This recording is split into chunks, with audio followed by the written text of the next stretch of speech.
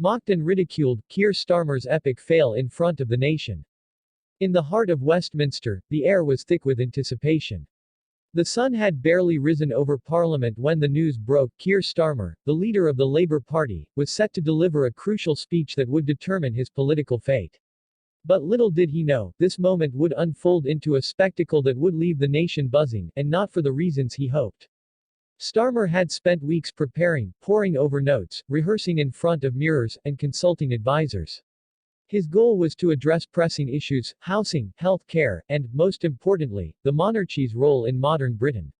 As he stepped onto the stage, a hush fell over the crowd, cameras flashing like lightning bugs in the twilight of political tension. Yet, just as he began, an unexpected interruption shattered the atmosphere. A group of protesters stormed the area, waving placards and shouting slogans that demanded accountability from not just the government but the monarchy as well.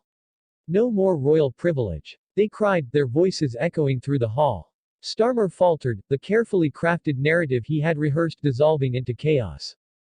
As the crowd buzzed with confusion, questions loomed large. Would Starmer address the protesters or ignore them? Was this a sign of a deeper discontent with the monarchy? He hesitated, glancing at his aides, who wore expressions of shock. In that moment of uncertainty, a wave of laughter erupted from the audience. "Is that all you've got, Keir?" a heckler shouted, and the laughter escalated, drowning out his words.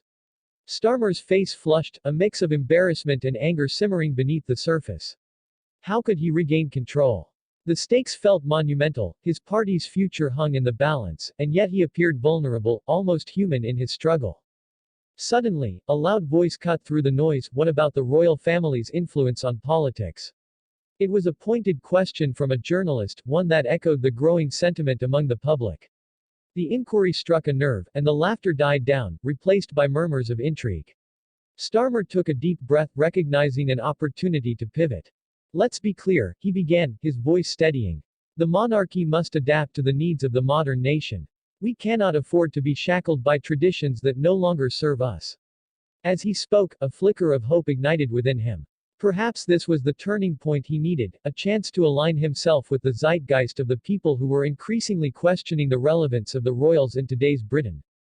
But just as he was gaining momentum, the atmosphere shifted again. A royal aide, visibly flustered, approached the stage, whispering urgently in Starmer's ear. The aide's face was pale, and the words he conveyed were clearly alarming. Starmer's eyes widened, and an uneasy silence enveloped the crowd. What could possibly be happening behind the scenes?